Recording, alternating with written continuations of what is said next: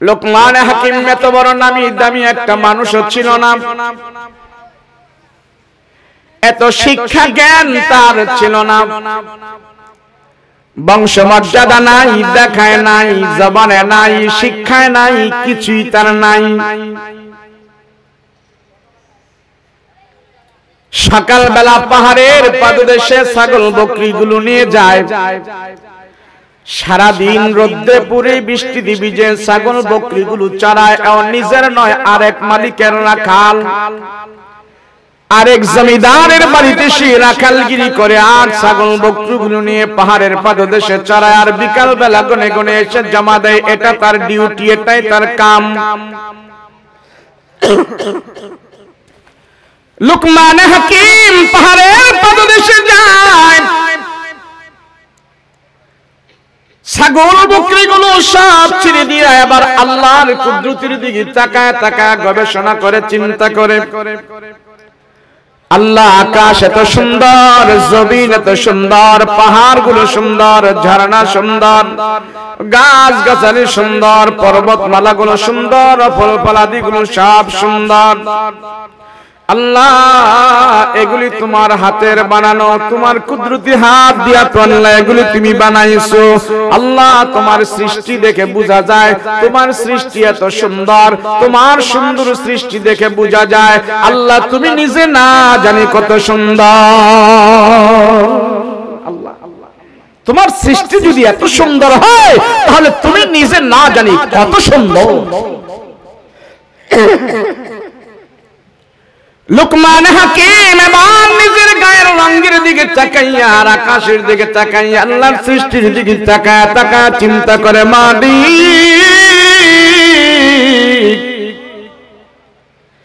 এই আসমান জমিন সুন্দর সব তোমার কুদরতি হাত দ্বারা তুমি বানাইছো, আর আমার মতন বেডঙ্গা বে সাইজের লোকমানকে আল্লাহ তুমি বানাইছো, তাতে আমার কোনো অসুবিধা নাই।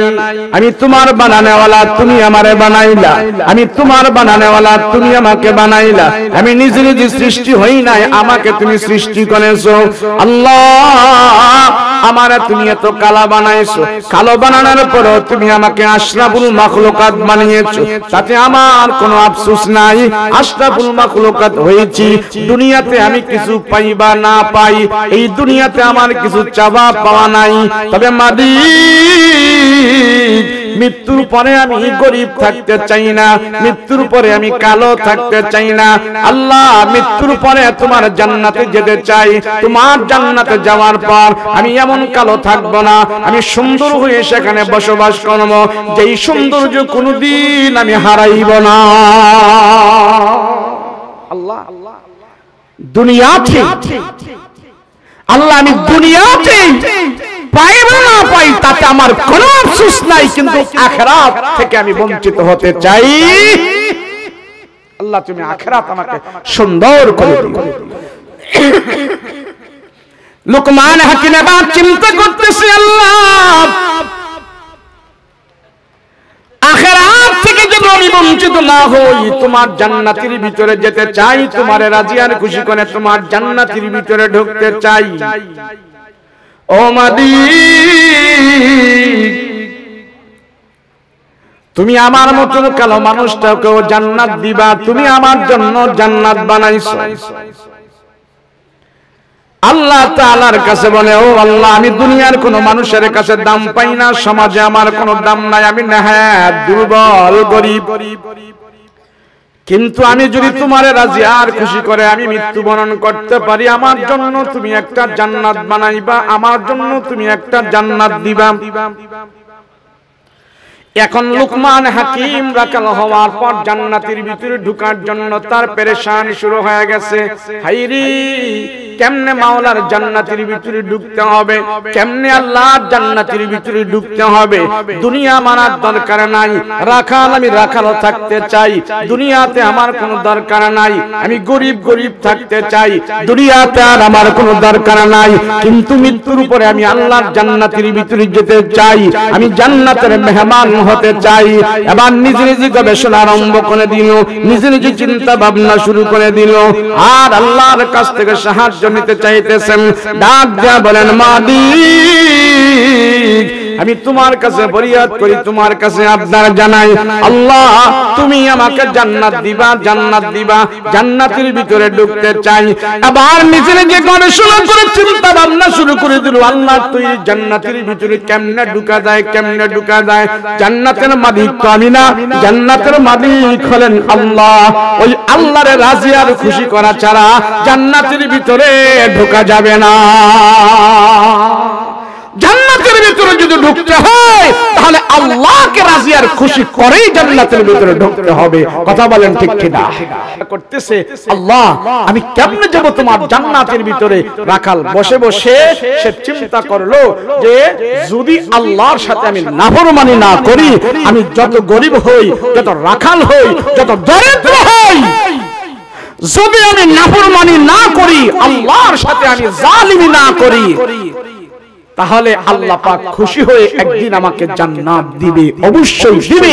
যদি আল্লাহর নাফরমানি থেকে আমি মুক্ত হই, আমাকে অবশ্যই জান্নাতের মালিক আল্লাহ বানায়া দিবে। এখন লোকমান হাকিম রাখাল অবস্থায় রাখালগিরি করে, কিন্তু এখন বসে বসে চিন্তা করতেছে কোন কাজ না করলে, কোন কাজ থেকে বিরত থাকলে আল্লাহর সাথে বেঈমানি হবে না, আল্লাহর সাথে নাফরমানি হবে না। এমন কতগুলো কাজ সে বের করেছে। সে বসে বসে গবেষণা শুরু করলো, মানুষ কোন জিনিস দ্বারা আল্লাহর সবচেয়ে বেশি নাফরমানি করে। এই রাখাল বসে বসে এমন কয়েকটা পদ্ধতি বার করছে যে এই জিনিসগুলো থেকে যদি বিরত থাকতে পারি তাহলে অবশ্যই আল্লাহর নাফরমানি হবে না, আল্লাহ পাক আমাকে গ্রহণ করে নেবে, আমাকে বরণ করে নেবে, আমাকে ভালোবাসবে। লোকমান হাকিম এবার চিন্তা শুরু করলো, বসে বসে চিন্তা করতেছে আল্লাহ কি করা যায়, কেমনে তোমারে খুশি করা যায়। তো পদ্ধতি বার করছে তিনটা। কয়টা জোরে বলেন, জোরে বলেন কয়টা? এক নাম্বার পদ্ধতি, সে আল্লাহর সাথে যেন নাফরমানি না হয়, এক নাম্বার পদ্ধতি বের করলো যে সমস্ত মানুষ সর্বপ্রথম নাফরমানি করে চোখ দিয়া। কি দিয়া? জোরে বলেন না, জোরে বলেন কি দিয়া? চোখ দিয়া নাফরমানি করে। এই মিয়া রাহেন, চোখ দিয়া নাফরমানি করে। কি দিয়া? যারা বলেন কি দিয়ে? চোখ দিয়ে। চোখ দিয়ে নাফরমানি করে। লোকমান হাকিম দেখলেন যে মানুষ সর্বপ্রথম একটা জিনিস আগে চোখ দ্বারা দেখে, এরপরে অন্তরে অনুধাবন করে, এরপরে নিজে বাস্তবায়ন করে। তাহলে সর্বপ্রথম চোখ দ্বারা দেখার কারণেই মানুষ আল্লাহর নাফরমানি করে। এবার লোকমান হাকিম চিন্তা করলো যে না, আমার আল্লাহর সাথে আমি ওয়াদাবদ্ধ হই, আল্লাহ যে আমাকে চোখ দিয়েছে, আল্লাহ যে নিয়ামত আমাকে দিয়েছে, আমি আর জীবনে কোনোদিন আমার এই চোখ দ্বারা আমি আল্লাহর নাফরমানি করব না। আল্লাহর সাথে ওয়াদা দিতেছি, আল্লাহ আমার এই নিয়ামত চোখ, এই চোখ দ্বারা আমি কোনোদিন তোমার নাফরমানি করব না। একজন রাখাল সে বলতেছে আমি চোখ দ্বারা কোনোদিন নাফরমানি করব না। আল্লাহ তুমি যেই জিনিস দেখতে বলেছো সেটাই দেখবো, তোমার নাফরমানি থেকে আমি বিরত থাকবো। দুই নম্বর পদ্ধতি বের করলো যে মানুষ তারপরে জবান দ্বারা গুনাহ করে। কি দ্বারা? যারা বলেন কি দ্বারা? লোকমান হাকিম তৃতীয় গবেষণা বের করলো যে মানুষ তিন নম্বরে যেই আল্লাহর সাথে নাফরমানি করে সেটা হলো মানুষের লজ্জা স্থান দ্বারা। কি দ্বারা? যারা বলেন লজ্জা স্থান দ্বারা। এক হলো চোখ, আরেক হলো মুখ, তিন নাম্বার হলো কি? লজ্জা স্থান। এবার লোকমান হাকিম বসে বসে চিন্তা করতেছে, আল্লাহ আমি চোখ দ্বারা গুনাহ করব না, আমি জবান দ্বারা গুনাহ করব না, আমি লজ্জা স্থান দ্বারা গুনাহ করব না। আল্লাহ তোমার সাথে আমি ওয়াদা দিচ্ছি, আল্লাহ তোমার সাথে ওয়াদা দিচ্ছি, আমি এই তিনটা অঙ্গ প্রত্যঙ্গ তোমার নাফরমানি থেকে আমি মুক্ত রাখবো। রাসূল পাক সাল্লাল্লাহু আলাইহি ওয়াসাল্লাম বলেন, আমার উম্মতের ভিতরে যারা এই তিনটা অঙ্গ প্রত্যঙ্গ গুনাহ থেকে মুক্ত রাখে, আমার রাসূলের সাথে তারা জান্নাতে বসবাস করবে। বলেন মুসলমানের এই তিনটা জিনিস গুনাহ থেকে মুক্ত না যুক্ত? কথা কয় না, মুক্ত না যুক্ত? গুনাহে যুক্ত। আজ সারা দুনিয়ার মুসলমান খেলাধুলায় গান বাদ্যে মত্ত হয়ে গেছে। কথা বলেন ঠিক কিনা? রাসূল মানেন আল্লাহ যেই জাতিকে ধ্বংস করতে চায়, আল্লাহ যেই জাতিকে দুনিয়াতে আযাব দিতে চায়, যেই জাতিকে দুনিয়া থেকে লাঞ্ছনা দিতে চায়, সেই জাতির উপরে আল্লাহ পাক দুইটা জিনিস চাপায়া দেয়। সেই দুইটা জিনিস আনন্দ নয়, সেই দুইটা জিনিস আযাব হয়ে যায় তোমার জন্য। আর সেই আযাবগুলো তোমরা সাদরে গ্রহণ করো। সাদরে গ্রহণ করার বিনিময়ে তোমাদের উৎপত্তি শেষ হয়ে যাবে, তোমাদের আদিপত্তি শেষ হয়ে যাবে, তোমাদের হাকিকত শেষ হয়ে যাবে এবং তোমরা দুনিয়াতেই আযাবের সম্মুখীন হয়ে যাবে। সেই দুইটা জিনিস হলো, এক নম্বরে হলো খেলাধুলা। কি দুলা? ধরে বলেন কি? খেলাধুলা। যদি মুসলমানেরা খেলাধুলার ভিতরে লিপ্ত হয়ে যায়, অচিরেই তাদের ধ্বংস তারা দুনিয়াতে দেখে যেতে পারবে। যেই মুসলমান ইমানদারেরা গান বাদ্যে লিপ্ত হয়ে যায়, আল্লাহ পাক তাদের জীবন থেকে বরকত উঠিয়ে নেয়। টাকাওয়ালা বরকত পায় না, টাকা ছাড়া যারা আছে তারাও বরকত পায় না। গান বাদ্যের ভিতরে আমরা লিপ্ত হয়ে আছি। সমাজে যত বড় দামি দামি এই সেই আলেম জালেম সব আজকে তিন জায়গায় সমস্যা। কথা বলেন ঠিক কিনা? কয় জায়গায়? তিন জায়গায় সমস্যা। তিন জায়গায় সমস্যা। কয় জায়গায়? তিন জায়গায়। আমাদের তিন জায়গা পরিষ্কার। লোকমান হাকিম আল্লাহর কাছে বলতেছে, আল্লাহ আল্লাহ আমি এই তিনটা অঙ্গ প্রত্যঙ্গ পবিত্র রাখবো, তোমার সাথে আমি ওয়াদা দিতেছি। কয়টা জোরে বলেন? তিনটা। এবার নিজে নিজে বসে বসে ওয়াজ করা শুরু করছে, নিজের নসিহত করা শুরু করছে নিজের। আল্লাহ আমি জবান দিয়া গুনাহ করব না, আমার চোখ দিয়ে আমি গুনাহ করব না, আমার লজ্জা স্থান দিয়ে আমি গুনাহ করব না। আল্লাহ তোমার সাথে আমি ওয়াদা দিতেছি, এই তিনটা জিনিস তোমার নাফরমানি থেকে আমি হেফাজত করব। এই তিনটা জিনিস তোমার নাফরমানি থেকে হেফাজত করব। তোমার আদেশ মতো আমি তিনটা জিনিস পরিচালনা করব। আয় আল্লাহ আমার এই তিনটা নিয়ামত তুমি দিয়েছো, তিনটা নিয়ামত দ্বারা আমি তোমার নাফরমানি করব না। আল্লাহ তোমার নাফরমানি করব না চোখ দ্বারা, করব না জবান দ্বারা, করব না লজ্জা স্থান দ্বারা। একজন রাখাল হয়ে যখন নাকি তিনটা অঙ্গ প্রত্যঙ্গকে কন্ট্রোল করতেছি, আল্লাহর নাফরমানি থেকে মুক্ত রাখতেছে, এবার তিনটা ওয়াজ নিজে নিজে করলো। বাড়িতে যা রাখালের 11টা সন্তানকে বসাইলো, 11টা সন্তানকে বসায়া লোকমান হাকিম তার সন্তানদেরকে ডেকে বলে, ও সন্তানেরা শোনো, আমি বাবা যদিও রাখাল কিন্তু তোমাদের পিতা, তোমরা হলে আমার সন্তান, আমার কথা তোমরা মানবা। এবার রাখাল তার সন্তানদেরকে ওয়াজ করতেছেন, কোনদিন তোমরা নামাজ ছাড়বা না, আল্লাহর সাথে শিরক করবা না, পিতা মাতার সাথে কোনদিন বেয়াদবি করবা না।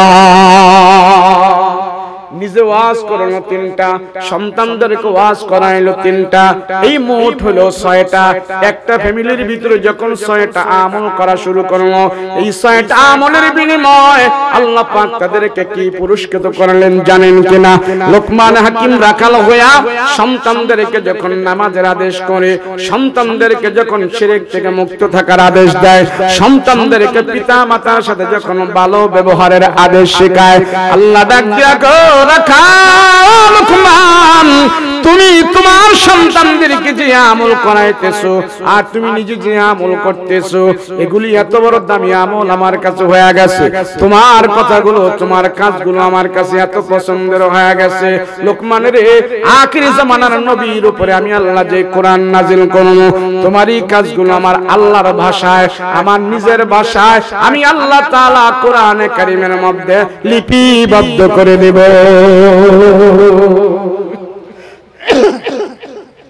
আল্লাহ পাক রব্বুল আলামিন দেখে বলে, লোকমান তোমার সন্তানদেরকে 7 আদেশ দেওয়ার পর তুমি নিজে নিজে ওয়াজ করে তোমার আত্মাটাকে পবিত্র করার পর আমার আল্লাহর কাছে তুমি অনেক দামি হয়ে গেছো। তুমি এখন থেকে আর রাখাল না, রাখাল না।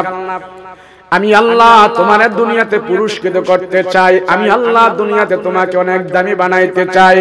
তোমার গুণের কারণে, তোমার আমলের কারণে, তুমি আমার নাফরমানি থেকে বেঁচে থাকার কারণে তোমার মতন একজন রাখালকে আমি সম্মান করতে চাই, তোমার মতন একজন রাখালকে আমি দামি বানাইতে চাই। হে লোকমান শোনো শোনো শোনো, আমি আল্লাহ তোমার আর রাখাল রাখতে চাই না, আমার পছন্দের মানুষের কাতারে আমি আল্লাহ তোমাকে তুলতে চাই।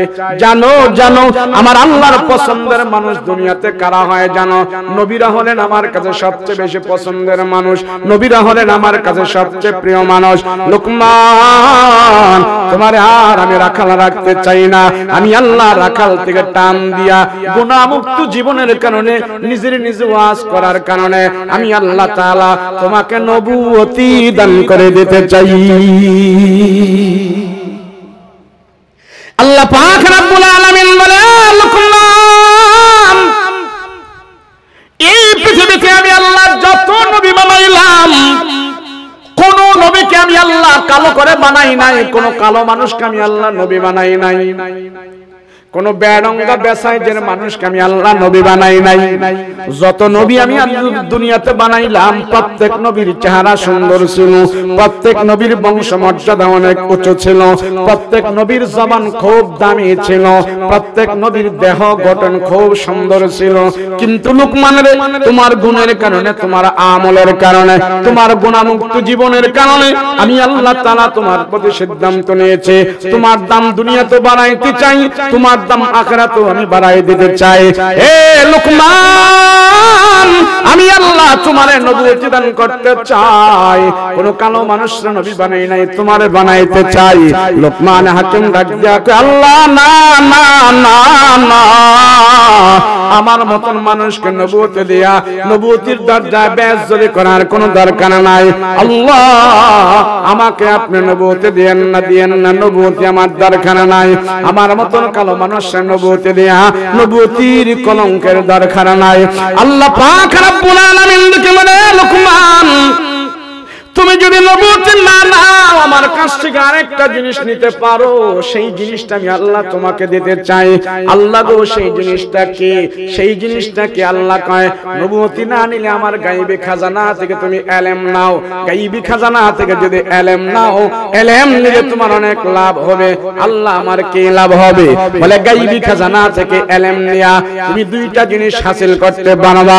আমার আল্লাহর পক্ষ থেকে যদি আসমানি ইলম তোমাকে দেই, সেই আসমানি ইলম দিয়া তুমি দুনিয়াতে আমার আল্লাহকে চিনতে পারবা, আর মৃত্যুর পরে তুমি জান্নাতে যাওয়ার পর ওই আসমানি ইলম দিয়া জান্নাতের ভিতরে আমার নিয়ামতগুলো খুঁজে খুঁজে বের করতে পারবা। নেই আসমানি ইলম লো, কোরআনের ইলম লো, গায়বী ইলম লো, আমার কাছ থেকে ইলম নাও। লোকমান হাকিম ডাক দেয়া কয়, আল্লাহ ওই আসমানি ইলমে তো আমার দরকার, যে ইলম দিয়ে একমাত্র আপনাকে চেনা যাবে, জান্নাতের নিয়ামত খুঁজে খুঁজে বের করা যাবে। লোকমান হাকিম এই কথা বলার পর, আল্লাহ আপনি আমারে আসমানি ইলম দেন, আসমানি ইলম দিলে আপনাকে চেনা যাবে। আল্লাহ পাক রব্বুল আলামিন হাকিম লোকমান কেমন ইলম দিয়েছেন, মুফাসসিরিন কেরাম লেখেন, আমি 4টা তাফসীরের ভিতরে দেখেছি, 4টা তাফসীরে একই কথা বলেছে। আল্লাহ তাআলা লোকমান হাকিম কেমন ইলম দিয়েছে, 10,000 কিতাবের জ্ঞান আল্লাহ তাআলা হাকিম লোকমানের মাথায় ঢুকায়া দিয়েছে। 10,000 কিতাবের জ্ঞান আল্লাহ তার মাথায় ঢুকায়া দিয়েছে। আল্লাহ পাক রব্বুল আলামিন 10,000 কিতাবের জ্ঞান আল্লাহ তাআলা মাথায় দিও। আল্লাহ জানায় দিল, রাখাল তুমি আর এখন থেকে রাখাল নয়, আমি আল্লাহ তোমার জ্ঞান দিয়েছি তোমার আমলের কারণে, আমি আল্লাহ তোমাকে দামি বানিয়েছি তোমার আমলের কারণে। আজকে সারা দুনিয়াতে মুসলমানেরা বেআমলের কারণে নির্যাতিত হচ্ছে, আজকে সারা দুনিয়াতে মুসলমানেরা কুত্তার মতো পিটানি খাইতেছে। ওই একজন রাখালকে আল্লাহ পাক দেখায় দিয়েছে, মুসলমানেরা দেখো, ইমানদারেরা দেখো, একজন রাখাল যদি আমল করে, রাখাল থেকে যদি এত বড় মর্যাদা হতে পারে, জানো জানো আমি আল্লাহ তারে কত ভালোবাসি। সে চোখ হেফাজত থাকার কারণে, মুখ গুনাহ থেকে মুক্ত থাকার কারণে, লজ্জা স্থানটা গুনাহ থেকে মুক্ত থাকার কারণে আল্লাহ ডাক দিয়া কয় রাখাল রে তোর এই আমলগুলো আমার আল্লাহর কাছে এত ভালো লাগছে, এত পছন্দের লেগেছে, আমি আল্লাহ খুশি হইয়া কোরআনে কারীমের ভিতরে যে 114টা সূরা নাযিল করব, কোরআনে কারীমের ভিতরে যে আমি আয়াত নাযিল করব, আমি আল্লাহ ও রাখাল তোর নামে কোরআনে কারীমের ভিতরে একটা সূরাই আমি আল্লাহ বানায়া পাঠাই দেব। আর সেই সূরা আল্লাহ পাক দান করেছেন সূরাতুল লোকমান। আল্লাহ পাক সূরা লোকমান দিয়া বলতেছে, ও দুনিয়ার মানুষেরা দেখো, একজন রাখাল নিজে নিজে ওয়াজ করার পর, একজন রাখাল নিজে নিজে আমল করার পর এত দামি হয়ে গেছে, আমি আল্লাহ তার সম্মান এত বাড়ায় দিয়েছি, কুরআন কারীমের ভিতরে তার নামে আমি আল্লাহ একটা সূরা বানায়া পাঠাই দিয়েছি, একটা সূরা বানাই পাঠাই দিয়েছি। লুকমান হাকিমের নামে আল্লাহ সূরা বানাইলেন। আল্লাহ পাক রব্বুল আলামিন বলে, লুকমান দুনিয়ার কোন মানুষ তোর দাম দেয় না, দুনিয়ার কোন মানুষের কাছে তোর দাম নাই, কিন্তু আমার আল্লাহর কাছে দাম আছে। কোরআনে কারীমের ভিতরে তার নামে আয়াতও বানাইলেন, সূরাও বানাইলেন। বাবা তার কয়টা গুণ ছিল? সর্বপ্রথম কয়টা আমল করেছিল বলেন? জোরে বলেন। 1 নম্বরে চোখ দিয়া গুনাহ করে নাই, 2 নম্বরে জবান দিয়া গুনাহ করে নাই, 3 নম্বরে লজ্জা স্থান দিয়া গুনাহ করে নাই। এই 3টা আমল যখন আমার আর আপনার ভিতরে থাকবে, আমার আপনার নাম কোরআনে কারীমের ভিতরে আসবে না, আমার আপনার নাম আল্লাহর তৈরি জান্নাতের খাতায় আল্লাহ লিখে ফেলবে। দুনিয়াতে আজকে তাকায়া দেখেন, আমি আর আপনি তাকায়া দেখেন, দুনিয়াতে যত সাহেব আছে, মাওলানা সাহেব, মৌলভী সাহেব, মুফতি সাহেব, মেম্বার সাহেব, চেয়ারম্যান সাহেব, অমুক সাহেব, তমুক সাহেব, এক যুগ বিয়োগ করলে দেখা যাবে সব সাহেবের এই 3 জায়গায় সমস্যা আছে, সব সাহেবের এই 3 জায়গায় সমস্যা। কথা কোন ঠিক কি না? মুসলমানের এই 3 জায়গা নষ্ট হয়ে গেছে।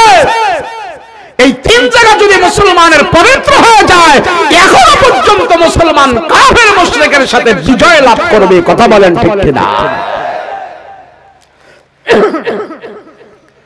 1 নম্বরে চোখ দিয়ে গুনাহ করে নাই, জবান দিয়ে গুনাহ করে নাই, লজ্জা স্থান দিয়ে গুনাহ করে নাই। আরে আজকে মুসলমানের ছেলে মেয়েরা জিনা করাটা একটা খেল তামাশা মনে করতেছে। কথা কোন ঠিক কিনা? জিনা যেই জমিনে বেশি বেশি জিনা হবে, যেই সমাজে বেশি বেশি জিনা হবে, যেই গ্রামে বেশি বেশি জিনা হবে, যেই শহরে বেশি বেশি জিনা হবে, আল্লাহর রাসূল বলেন সেই শহর থেকে আল্লাহ বরকত উঠায়া নেবে, ওই শহরের ভিতরে আল্লাহ পাক বরকত দিবে না, ওই শহরের ওই সমাজের ভিতরে আল্লাহ বেশি বেশি করে অ্যাক্সিডেন্ট দুর্যোগ দেবে। আমরা আজকে দেখতেছি আমাদের দেশ এত উন্নত হয়েছে, বাংলাদেশ এত রোড ঘাট হয়েছে, এত উন্নত হয়েছে, কিন্তু জিনার ছয়লা এই দেশের ভিতরে বেশি হয়েছে, तमाम পৃথিবীর ভিতরে জিনার ছয়লাভ বেশি। সেই জন্য আমরা আজকে শুনতে পাই 2023 সালে 40টা দেশের ভিতরে দুর্ভিক্ষ হবে, এর ভিতরে বাংলাদেশের তালিকায় 3 নম্বরে আছে। দুর্ভিক্ষ হবে বাংলাদেশে। কেন দুর্ভিক্ষ? আমাদের চরিত্র ভালো না, জিনা করে জমিন নষ্ট করে ফেলেছে, পাড়া মহল্লার গ্রামগঞ্জে যুবক যুবতীদের চরিত্র ঠিক নাই, জিনায় লিপ্ত হয়ে গেছে, জিনার বিচার এই সমাজে হয় না। কথা বলেন ঠিক কিনা? জিনা বন্ধ করো, জিনা বন্ধ করো। জিনা করলে যে গুনাহ হয় এই কথাটা আমরা ভুলে গেছি। কথা বলেন ঠিক কিনা? সারা রাত, আজ সারা রাত ছেলে মেয়ে নাতি পুতি সবাই মিলে একসাথে ফুটবল খেলার ভিতরে নিমজ্জিত আছে। আছে না নাই? ফুটবল খেলায় সব লিপ্ত আছি আমরা। বলে ঘরের সদস্য সবাই মিলে যখন একটা কবিরা গুনাহ করে, এই ঘরটা কবিরা গুনাহ করা অবস্থায় এটা জাহান্নামের একটা অংশ হয়ে যায়। সব মুসলমানের ঘর ফুটবল খেলা দিয়ে জাহান্নামের অংশ বানিয়ে নিয়েছে। কথা বলো ঠিক কিনা? বলো। আজ বাংলাদেশে কিছু বাদাইনার পোলারা 200 হাত লম্বা পতাকা টানাইতেছে ব্রাজিলের, আর্জেন্টিনার। কথা কও ঠিক কিনা? আমি প্রশ্ন করি, ব্রাজিল আর আর্জেন্টিনা থেকে বাংলাদেশে বছরে কত টাকা রেমিটেন্স আসে? ব্রাজিল আর্জেন্টিনার দ্বারা বাংলাদেশের কি উপকার হয়েছে? ব্রাজিল আর্জেন্টিনা বাংলাদেশের কতটা ভিসা দেয়? কয় পার্সেন্ট লোক সেখানে কাজ করে বাংলাদেশে টাকা পাঠায়? 0%। কিন্তু বাংলাদেশের বাদাইম্মার পোলারা ওই আর্জেন্টিনার ব্রাজিল নিয়ে তারা পাগল হয়ে গেছে। কথা বলো ঠিক কিনা? দুর্ভিক্ষ কেন আসবে? আরে এই কারণে তো দুর্ভিক্ষ আসতেছে। সেই পরিমাণ পতাকা ব্রাজিল আর আর্জেন্টিনা নিয়ে বাঙালিরা নাচানাচি করে, পৃথিবীর অন্য কোন মানুষ এত নাচানাচি করে না। তাহলে জিনায় সয়লাভ হয়ে গেছে। রাসূল বলেন, যেই জাতি জিনা করে, গান বাদ্য, খেলাধুলায়, এই তিনটা জিনিসে লিপ্ত হয়ে যায়, সেই জাতির উপরে মৃত্যুর আগেই আল্লাহ পাক অভিশাপ নাযিল করে দেয়। আমাদের অভিশাপ আছে না নাই? আছে না নাই? ওই যে কয়দিন আগে দেখলাম খেলা দেখা জিত করছে দুই পোলায়, খুব কথায় কাটাকাটি করে একটারে মাইরে হইলিস। খবর পান না আপনারা? একটারে মেরে ফেলছে।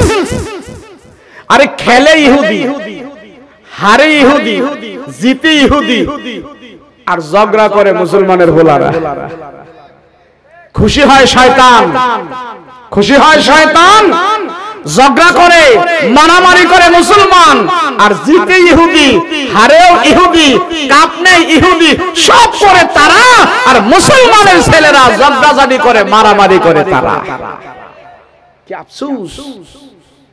অথচ আল্লাহ পাক বলে, দেখো না, একজন রাখাল, সে নিজের ওয়াজ করছে, নিজের ইবাদত বন্দেগীতে লিপ্ত করেছে, আমার নাফরমান থেকে বিরত থেকেছে। আমি আল্লাহ রাখালের দাম বাড়িয়ে দিয়েছি। তোদের সম্মান তো রাখালের চাইতে আরো বেশি, তোদের দাম তো রাখালের চাইতে আরো বেশি। তোরা আমার ইবাদত কর, তোরা চোখ বাছা, তোরা লজ্জাস্থান বাছা, গুনাহ থেকে মুক্ত হও, আমি আল্লাহ তোদের দাম বাড়িয়ে দেব।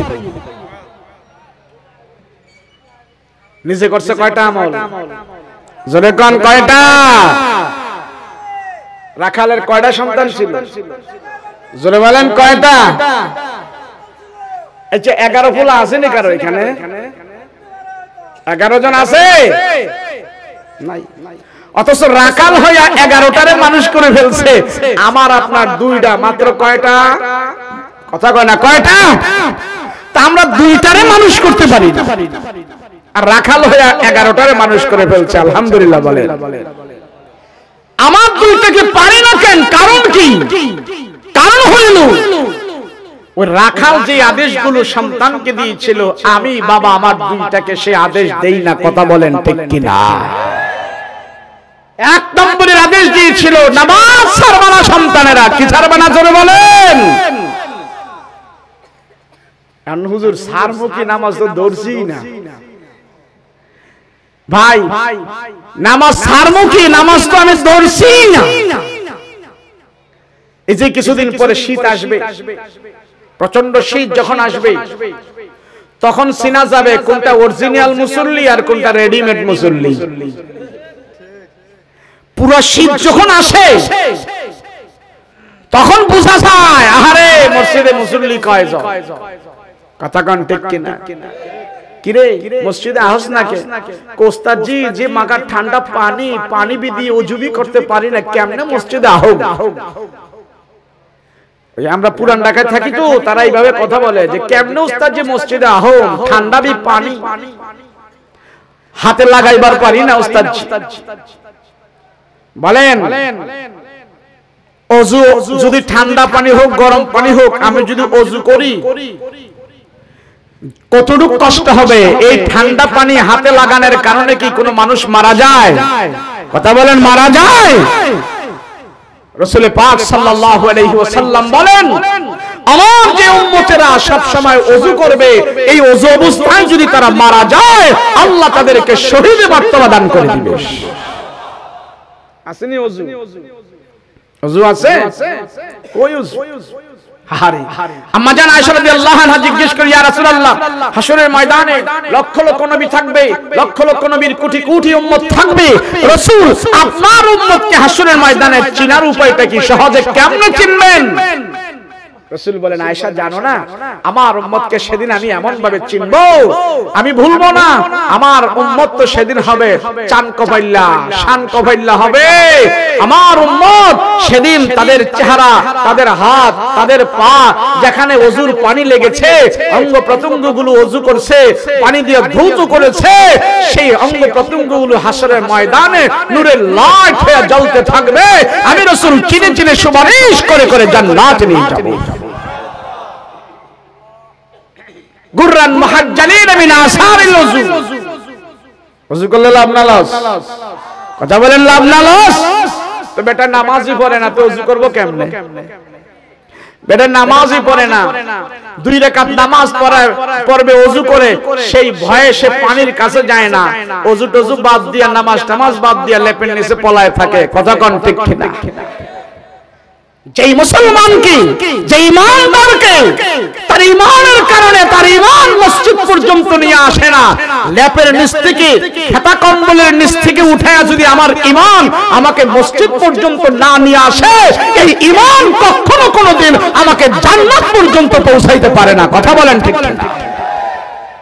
আমার এমন ঈমান, আমার ঈমান দিয়ে আমি মসজিদে যেতে পারি না, আমার ঈমানের তাপে, ঈমানের গরমে আমারে মসজিদ পর্যন্ত নেয় না, এই ঈমান কি আমাকে জান্নাতে নিবে?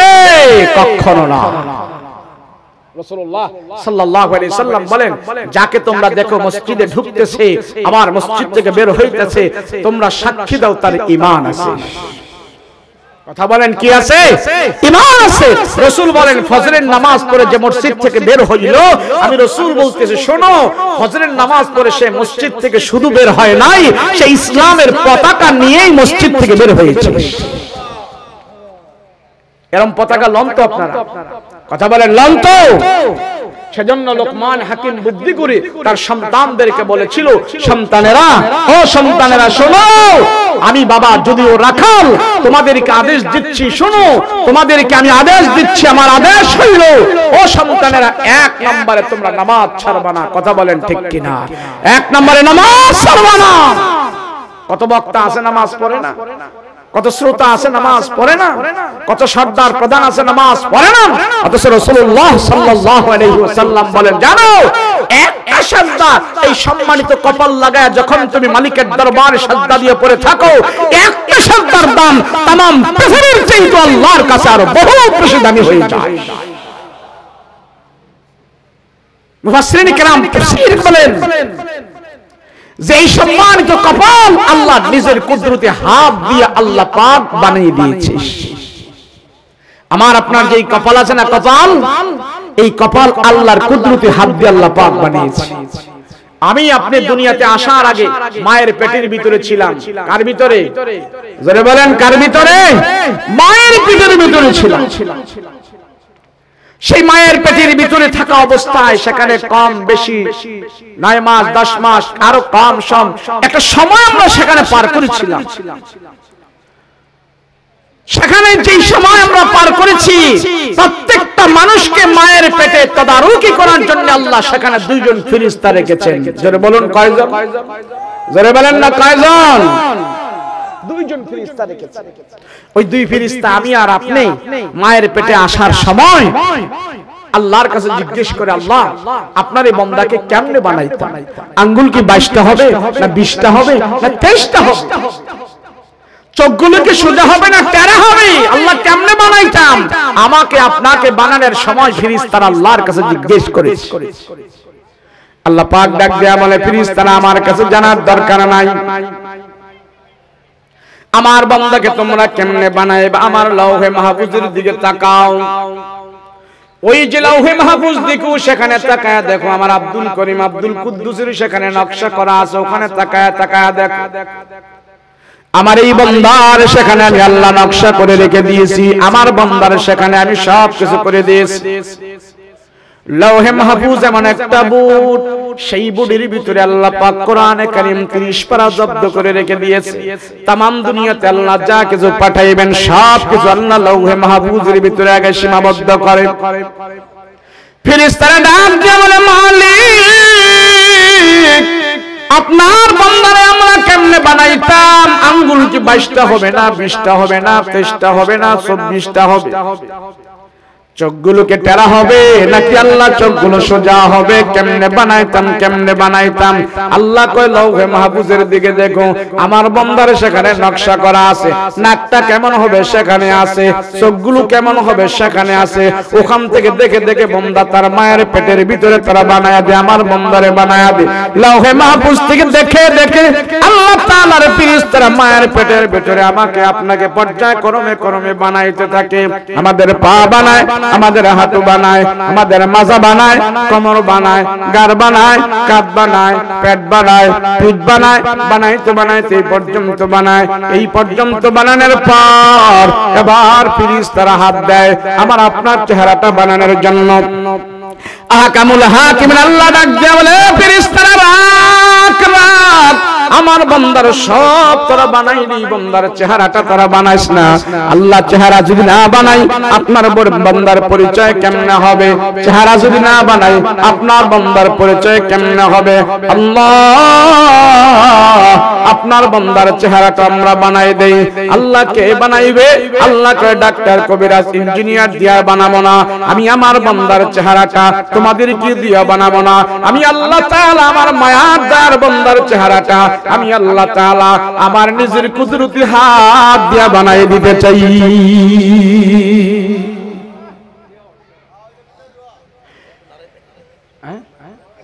দেন দেন নারে তাকবীর, কদম পাতা আগমন, কদম পাতা আগমন, আজকের সম্মেলন, দাঁড়ানোর সম্মেলন, ওলামা হাজারীর আগমন, দাঁড়ানোর পক্ষ থেকে নারে তাকবীর। আল্লাহ পাক রব্বুল আলামিন জানাই দিলেন, আমার বান্দার চেহারাটা আমি আল্লাহ নিজের কুদরতি হাত দিয়ে বানাই দিতে চাই। ফেরেশতারা তোমরা বানাইবে না, আমার বান্দার চেহারাটা আমি আল্লাহ আমার নিজের কুদরতি হাত দিয়ে বানায়া দেব।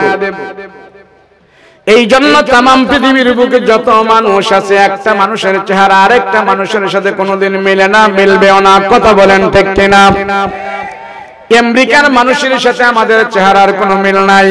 ওই যে গারো, চাকমা, খই, টইটুম্বা, মগ, সাঁওতাল যারা আছে তাদের চেহারার সাথে আমাদের চেহারার কোনো মিল নাই।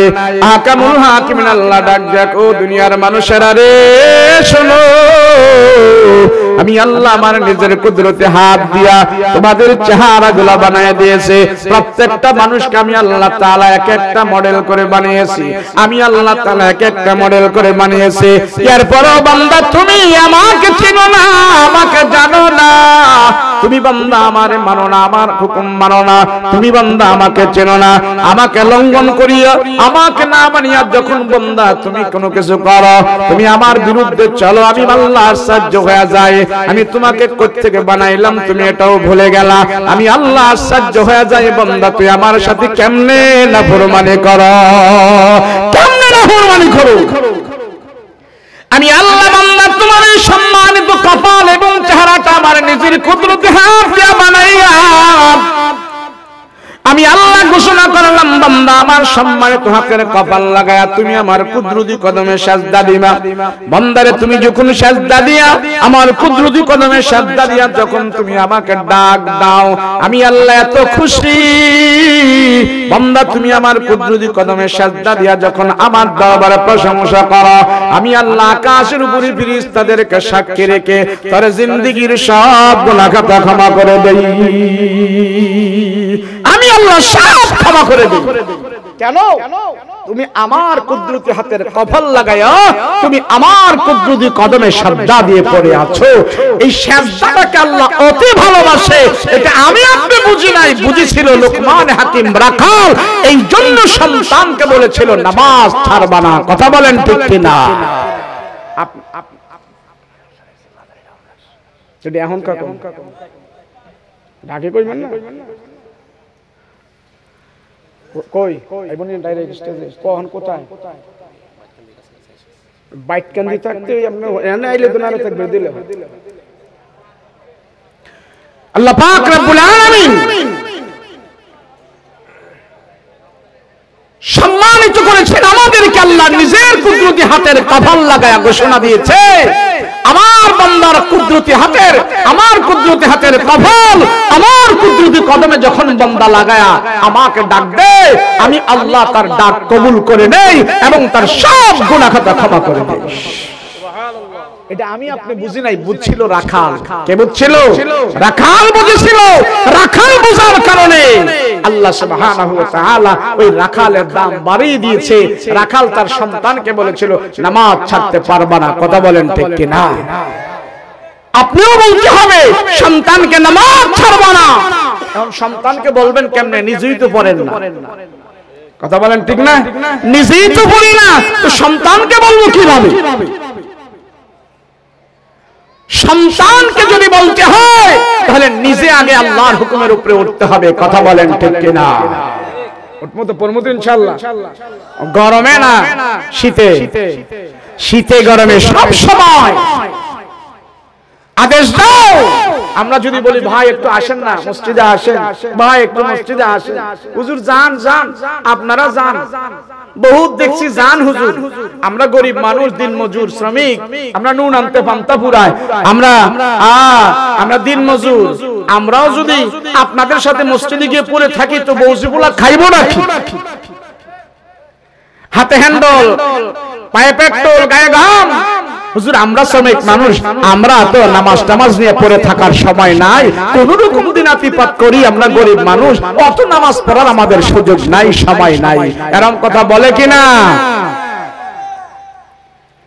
আল্লাহ হাসরের ময়দানে কোন হিসাবটা আগে নিব? তখন এই গরিব বান্দাগুলো আল্লাহর কাছে এই কথাই বলবে, আল্লাহ আমরা গরিব ছিলাম, আমরা আপনার অত সাজদা টাজদা দিতে পারি নাই, অত নামাজ টামাজ আমরা পড়তে পারি নাই। এখন হাসরের ময়দানে যখন এই কথা আল্লাহর কাছে বলবে, আল্লাহ বলবে এই গরিব কারা কারা ছিলি? গরিব বেনামাজি সব এক সাইড হও, সব বেনামাজি গরিব এক সাইড কর, এক সাইড হও। সব গরিব যারা দাবি করবে বেনামাজি সবাইকে এক সাইড করিয়া আল্লাহ পাক এই গরিব বেনামাজিদের মোকাবেলায় হাসরের ময়দানে একজন গরিব নবীকে আল্লাহ পাক হাজির করবেন। কোন গরিব নবীকে? ঈসা আলাইহিস সালাতু ওয়াস সালাম। উনি দুনিয়াতে বাপ দাদার কোন সম্পত্তি পায় নাই, তার বাবাই ছিল না, তো পাইব কই? ঈসা নবী সবচেয়ে গরিব। তো ঈসা আলাইহিস সালাতু ওয়াস সালাম আল্লাহ পাক ডাক দিবে, তাল হেনাইনা ঈসা, আসো। আমার এই বান্দাগুলো দুনিয়ার আলো বাতাস ভোগ করেছে, আমার নাজ নেয়ামত খেয়েছে, আমাকে সাজদা দেওয়ার বেলা তারা অনেক গরিব হয়ে গেছে। ও ঈসা তুমি কোথায়? ঈসা আলাইহিস সালাতু ওয়াস সালাম হাজির হবে, আনা লাব্বাইক আনা হাজি। আল্লাহ আমি উপস্থিত হয়েছি। আল্লাহ পাক বলবেন আমার এই বান্দাগুলো বলতেছে তারা নাকি দুনিয়াতে গরিব ছিল। আচ্ছা দুনিয়াতে তোমার কি কি সম্পদ ছিল একটু বর্ণনা দাও তো, আজ তোমার সম্পদের বর্ণনা দাও, বায়োডাটা দাও। ঈসা আলাইহিস সালাতু ওয়াস সালাম সেদিন আল্লাহর দরবারে হাসরের ময়দানে বলবেন, আল্লাহ দুনিয়াতে আমার তেমন কোন দম্পন সম্পদ ছিল না, আমাদের তেমন কোন সম্পদ ছিল না গো আল্লাহ। আয় আল্লাহ দুনিয়াতে আমার তেমন কোন সম্পদ ছিল না, অট্টালিকা বিল্ডিং বাড়ি গাড়ি আমার কিছুই ছিল না। আয় আল্লাহ খাট পালং কম্বল তোশক ল্যাপ এগুলি আমার কিচ্ছুই ছিল না। আল্লাহ আমার গায়ে দেওয়ার জন্য দুইটা চাদর ছিল, মাত্র দুইটা চাদর। একটা চাদর আমি গায়ে দিতাম, আর একটা চাদর আমি বিছাইতাম। একটা চাদর সারা শরীরে জড়ায় রাখতাম, আর একটা চাদর আমি পরতাম।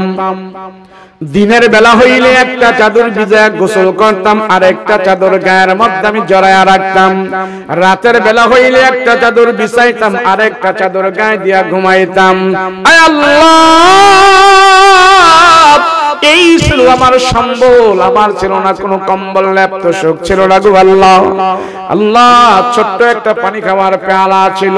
আমি একদিন রাস্তা দিয়ে হেঁটে হেঁটে যাইতেছি, হেঁটে হেঁটে যাওয়ার পর আমি একদিন লক্ষ্য করে তাকায়া দেখলাম একটা পুকুর থেকে একটা লোক হাতে কুশ করে করে চুল মেরে মেরে পানি খায়। আমি ঈসা আলাইহিস সালাতু ওয়াস সালাম দেখে দেখে সিদ্ধান্ত নিলাম, হায় রে, হাতে কুশ করে তো পানি খাওয়া যায়, আমার কাছে যে অতিরিক্ত পেয়ালাটা আছে, এই পেয়ালা দিয়ে আর পানি খাবো না। আল্লাহ, সেদিন থেকে আমার পেয়ালাটা একটা গরিব মানুষকে আমি দান করে দিয়েছিলাম। বাকি জনম হাতের কুশ করে করে পানি খায়া আমার জিন্দেগি আমি কাটাই দিয়েছি।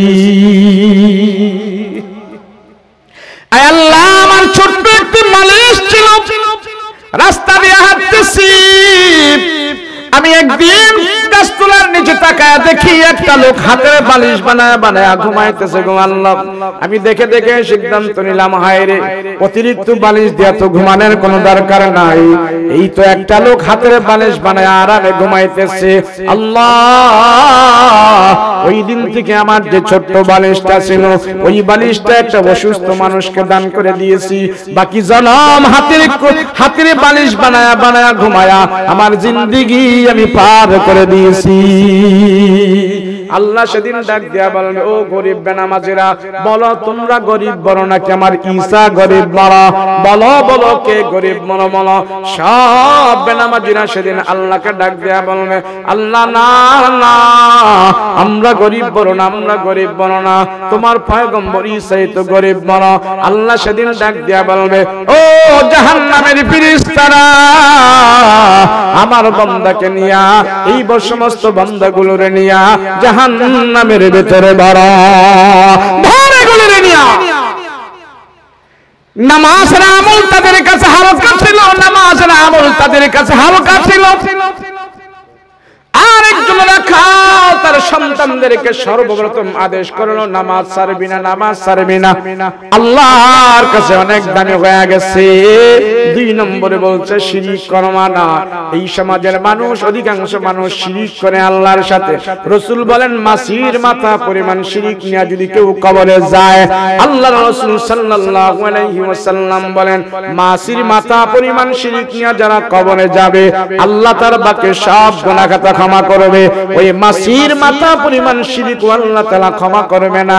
এতটুক শিরিক নিয়ে যদি কবরে যায়, এই শিরিক করার কারণে সেও জাহান্নামের আগুনে জ্বলবে।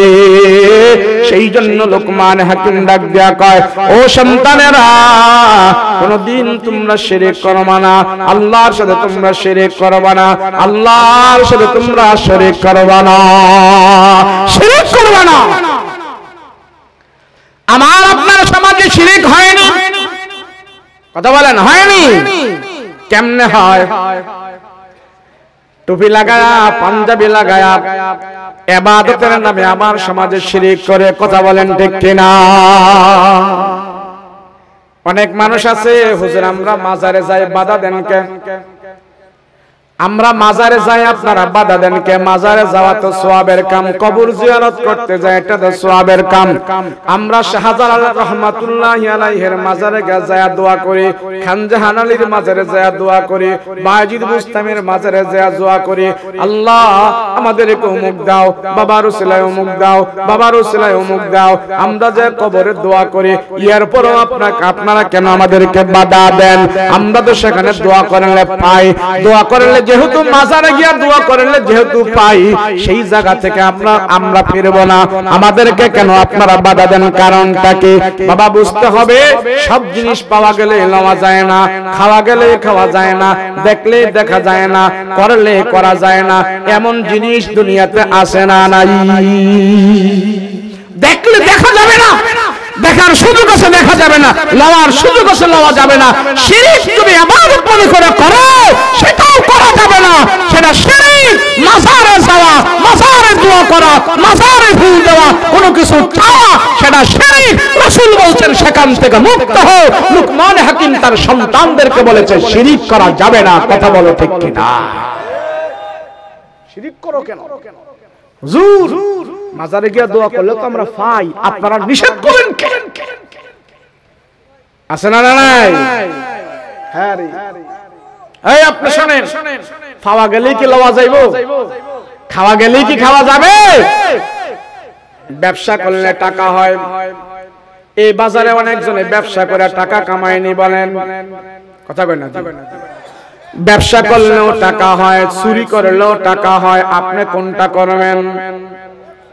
ব্যবসা কইরা ভালো মানুষের ছেলেরা টাকা কামায়, চুরি করে টাকা কামায় না। কথা বলেন ঠিক কিনা? সুদ খায়ও পয়সা কামানো যায়, ব্যবসা করেও পয়সা কামানো যায়। ভালো মানুষের ছেলেরা সুদ খায় না, তারা ব্যবসা করে পয়সা কামায়। কথা বলেন ঠিক কিনা? বিয়া করলেও বাচ্চা হয়, জিনা করলেও বাচ্চা হয়। আপনি কোনটা নেবেন? বোঝা গেল দুটো পদ্ধতি বাচ্চা নেওয়া যায়, একটা হবে হারামজাদা আর একটা হবে ভালো। বোঝা গেল আমরা হারামজাদা পয়দা দেব না, সুযোগ আছে আমরা নেব না, আমরা ভালো সন্তান পয়দা করব। কথা বলেন ঠিক কিনা? বিস্কুট নিছেন, একটা বিস্কুট, আমাদের দেশে অনেক বড় বড় বেলা বিস্কুট আছে। বিস্কুট একটা ভিজাইছেন দুধ দিয়া, আর একটা ভিজাইছেন মুদ দিয়া। কোনটা খাইবেন? দুধের ডানা মুতের ডাম? কেন খাইবেন দুধের ডা? মুতের ডাও তো বুঝছে ভিজে ভিজানোর জন্য দুইটা বিস্কুটে আপনি নিছেন।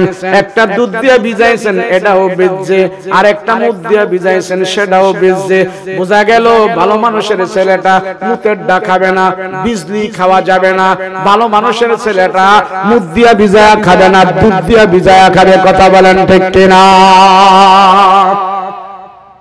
মাজারে গিয়া দোয়া করলেও পাইবা, দরগায় গিয়া দোয়া করলেও পাইবা, মন্দিরে গিয়া দোয়া করলেও পাইবা, মাদ্রাসায় গিয়া দোয়া করলেও পাইবা, মাহফিলে গিয়া দোয়া করলেও পাইবা, মসজিদে গিয়া সাজদা দিয়ে আল্লাহর কাছে বললেও পাইবা। দোনোটাতেই পাওয়া যাইবে, দোনোটাতেই পাওয়া যাইবে। মন্দিরেও পাওয়া যায়, মাজারেও পাওয়া যায়, দরগায়ও পাওয়া যায়, দুর্গায়ও পাওয়া যায়, মসজিদেও পাওয়া যায়, ওয়াজ মাহফিলেও পাওয়া যায়, নামাজেও পাওয়া যায়। ভালো মানুষের বাচ্চারা নামাজ রোজা কইরাই আল্লাহর কাছ থেকে নেবে, মাজারে টাজারে সাজদা দিয়া আল্লাহর কাছ থেকে নেবে না। কথা বলেন ঠিক কিনা? সেই জন্য লুকমান হাকিম ডাক দেখে, সন্তানেরা শোনো, আমার বাবার পক্ষ থেকে এক নম্বরের আদেশ, জীবনে কোনোদিন তোমরা নামাজ ছাড়বা না। 2 নম্বরে আল্লাহর সাথে শিরক করবা না। 3 নম্বরে পিতা মাতার সাথে বেয়াদবি করবা না। পিতা মাতার সাথে বেয়াদবি হয়নি রে বাবা। কেমনে হয়? হুজুর এখন আর পিতা মাতার সাথে ছেলেরা বেয়াদবি করে না, বেয়াদবি করে না। এখন মা বাবারে কোবায়া কোবায়া মাইরাই ফেলে। এখন হুজুর মাইরাই ফেলে। আজকে দেখলাম এক মহিলা রাস্তায় কান্না করতেছে। আজ দেখলাম মহিলায় নিজে সাক্ষী দিচ্ছে, আমার বাড়ি মতলব মিরপুরে, আমার 12টা, মিরপুরে আমার 7 তলা বাড়ি ছিল। কয় তলা? মহিলা বলে আমার বাড়ি ছিল 7 তলা বাড়ি। আমার স্বামী মরে যাওয়ার পর আমার 3 ছেলে, আমার বড় ছেলে পাম্পুশিং দিয়া বাড়িটারে বেচায়া সব টাকা পয়সা সে নিয়ে গেছে। 5 বছর ধরে আমার কোনো খবর দাবর নেয় না। তার স্ত্রী আর সে নিয়ে টাকা পয়সা নিয়ে সব রং তামাশা করে। আর আমি এখন পথের মধ্যে নামছি, আমি এখন মানুষদের থেকে চায়া চায়া খাই। এটা হলো আজকের ঘটনা, বাস্তব কথা বলছি। আজকে দেখাই দেবেন না, পাগল তাকবীর। বাদল বাচ্চার আগমন, মাদ্রাসার আগমন, ডাক পড়ে পক্ষ থেকে নারে তাকবীর।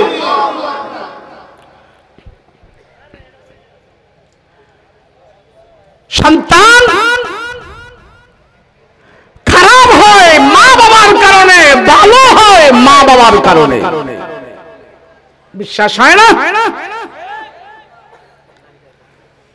ভালো হয় মা বাবা। আমি বলি এই সমাজের যুবকদের কোনো খারাপ হওয়ার তাদের কোনো কারণ নাই। আর খারাপ হওয়ার পিছনে যুবকদের কোনো দোষ নাই, কথা বলেন ঠিক কিনা?